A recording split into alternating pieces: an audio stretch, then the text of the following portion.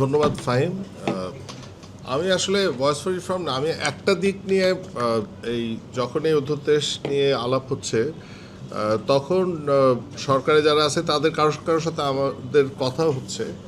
R voice for reform আসলে যেভাবে কাজ করতে চায় সেটা হচ্ছে যে শুধু একটা সিভিল সোসাইটির জায়গা থেকে একটা কথা বললাম, সেটা কিন্তু ভয়েস ফর রিফর্ম শুরুর থেকে আসলে বিশ্বাসই করেনি যে সেইভাবে আসলে কোনো কাজ হয়।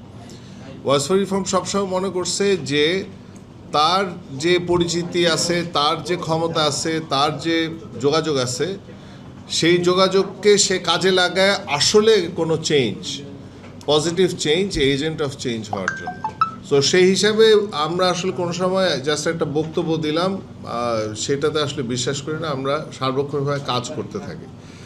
তো সেই জায়গায় ধরেন এই সরকারের সাথে যারা যুক্ত আছে এরকম কারোর সাথে আলাপ করে যখন আমরা প্রশ্ন জিজ্ঞেস করছি যে কি আসলে যুক্তিটা কি, যে একটা জনবান্ধব মানুষের যে চাহিদা যে সরকার থেকে জুডিশিয়ারিকে আলাদা করতে হবে, মানে আসলেই আলাদা করতে হবে।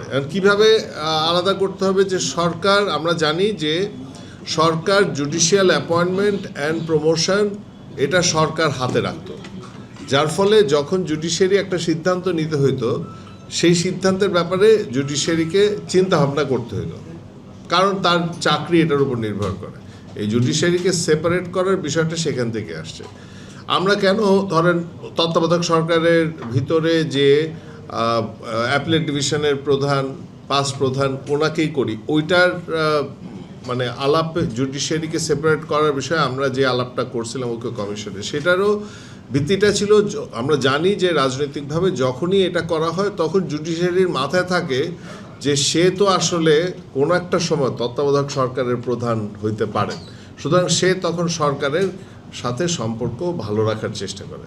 তাতে জুডিশিয়ারির যে সিদ্ধান্ত নেওয়ার সক্ষমতা, যেটা জনগণের পক্ষে থাকার কথা, নিরপেক্ষ হবার কথা, ন্যায়ের ভিত্তিতে হওয়ার কথা, সেগুলি হয় না। সেই জন্য আমরা সবসময় মানুষের চাওয়াটা হচ্ছে জুডিশিয়ারিকে আলাদা রাখা।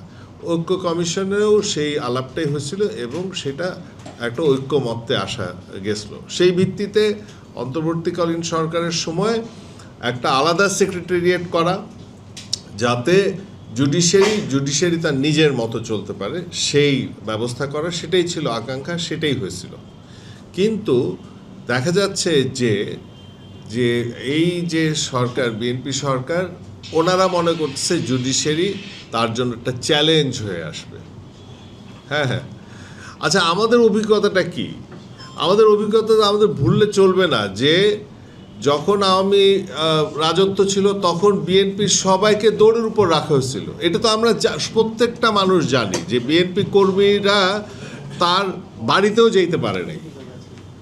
তার জুডিশিয়ারি কি তার ইচ্ছা মতো চলতো? না, জুডিশিয়ারি সরকারের ইচ্ছা মতোই চলতো।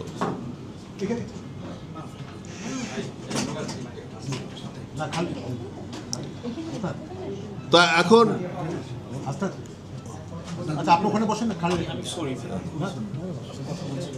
না, ঠিক আছে। সো জুডিশিয়ারি তো সরকারের ইচ্ছা মতোই চলতো। এখন আমরা খুব লজিক্যালি চিন্তা বুঝতে পারি যে একটা সরকার যখন পাওয়ারে থাকে এইরকম পাওয়ার পাওয়াটা খুব, মানে তার জন্য খুব সুবিধাজনক যে সে যে কোনো, এই যে ভয়েস ফর রিফর্ম, যে কোনো ডিসেন্ডিং ভয়েসকে গলা চেপা ধরার জন্য জুডিশিয়ারিকে দিয়ে আমাদেরকে গলা চেপা ধরতে পারে। এবং সবাইকে দরকার নেই, একজনকে নিয়ে যদি করা যায় সেই ক্ষেত্রেই মানে তাদের কাজ হাসিল হয়ে যায়। সেই জন্য আমরা যে কোনো সিভিল সোসাইটি, যে কোনো বাংলাদেশের নাগরিকের চাবে যে যাতে বিচার বিভাগ স্বাধীনভাবে কাজ করতে পারে, এটা হচ্ছে বিষয়। আমি যেটা সরকারের সাথে কথা বলার পরে আমি যেটা বুঝলাম, সেটা যেটা বলা হলো সেটা হচ্ছে যে ওনারা খুব একটা নৈতিক পজিশন থেকে বলছে। নীতিটা কি? সেটা হচ্ছে যে নো এক্সপেন্স উইদাউট রিপ্রেজেন্টেশন। আরে বাপরে, নো এক্সপেন্স উইদাউট রিপ্রেজেন্টেশন মানে যে রাষ্ট্র যে খরচ করবে সেটা জনপ্রতিনিধিরাই সেই খরচটা সিদ্ধান্ত নেবে। এই খরচটা জনপ্রতিনিধিদের বাইরে খরচ করাটা এটা অসাংবিধানিক, অগণতান্ত্রিক, খুব বড় একটা ভাবনা ওনারা বলছেন এটা। তার মানে কি হয়েছে, এই যে যখন আপনার জুডিশিয়ারি স্বাধীন হওয়ার যে আইনটা হয়েছিল তাতে বলা হয়েছিল যে তাদের যে বাজেট সেটাই এই সংবিধানের বাজেটের এগুলির বাইরে। এটার বাজেট রাষ্ট্রকে ব্যবস্থা করতেই হবে, এটাই হচ্ছে জায়গা। আর এটাকেই তাত্ত্বিকভাবে ওনারা যেহেতু সংবিধানের বাইরে এই খরচ তো দেওয়া যায় না, এটা তো অগণনা। বাট আমরা তো বাংলাদেশি ভাই, আমরা তো বুঝি কে কেন কি করে। আসল কথা হচ্ছে যে আমি সরকারে থাকলে যে কাউকে যখন ইচ্ছা তখন জেলে ঢুকাবো, হুজ্জতি করব, এই অধিকারটা না থাকলে আমি সরকার চালানোটা আমার জন্য কঠিন হয়ে যাবে। এটা একটা তাত্ত্বিক দিক আছে আর কি। যারা বিএনপিকে সাপোর্ট করে তারাও মনে করে হ্যাঁ, সরকারের তো কিছু শক্তি থাকতে হবে, সরকারের যদি শক্তি না থাকে সরকার কিভাবে সরকার চালাবে, তাই তো সারাক্ষণ গণ্ডগোল হইতে হবে। বাংলাদেশের মানুষ খুব পরিষ্কারভাবে বলতে চায়, সরকার চালাইতে হইলে জুডিশিয়ারি দিয়েই তাকে হুজ্জতি করতে হবে তা না, সবার মুখ যাতে খোলা থাকে এই ঝামেলা নিয়েই সরকার চালাইতে হবে। যে উদাহরণটা ওনারা দেশে, ওনাদেরকে জাস্ট এটা বলে দিই যে পৃথিবীর বিবিধ দেশেই এই যে সংবিধান বা লেজিসলেটিভের ক্ষমতার বাইরে বাজেট দেওয়া আছে। খোদ ইংল্যান্ড, যেটা আমরা ওয়েস্টমিনিস্টার বলি, ওয়েস্টমিনিস্টারের জুডিশিয়ারি ইজ নট, তার ওই সরকারের লেজিসলেটিভ বাজেটের উপর নির্ভরশীল না। ইভেন আমাদের ভারতেও তার যে বাজেট আছে সেটা না। আর খুব মজা হচ্ছে খোদ বাংলাদেশে কি হয়, আর্মির সম্পূরক বাজেট, টম্পূরক বাজেট, এগুলি কি আমাদের মানে আমাদের সংসদ অ্যাপ্রুভ করে? অনেক কিছু আমাদের বাংলাদেশেও হয় যেটা আমাদের সংসদ বা আমাদের বাজেটের বাইরে থাকে। অতএব আসলে শেষ কথা হচ্ছে এই যে এইসব আইন বা সাংবিধানিক এসব তত্ত্বের প্যাচে বাংলাদেশের মানুষের অধিকার ছোট করার অধিকার আসলে আমরা কোনো সরকারকেই দেই নাই।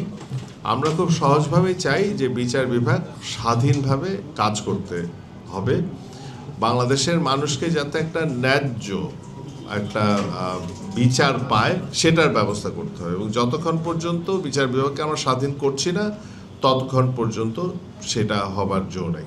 সুতরাং বিএনপিকে আসলে বলতে চাই যে তারা ওই আগের স্বৈরাচারী ব্যবস্থায় ওইটাকে ওনারা সরকার চালনার একমাত্র পদ্ধতি মনে করতেই পারেন, সেটা স্বাধীনতা ওনাদের আছে, কিন্তু সেটা আসলে আমরা মাইনে নেই নাই। এটা 24 আমরা দেখাইছি এবং আমরা এটা মাইনাও নিব না। সুতরাং দেশকে আসলে অস্থিতিশীল করার আগে ওনারা এটা সহজভাবে বুঝবেন, মেনে নেবেন এবং বিচার বিভাগকে স্বাধীন রাখবেন, সেটাই আমাদের চাওয়া। ধন্যবাদ।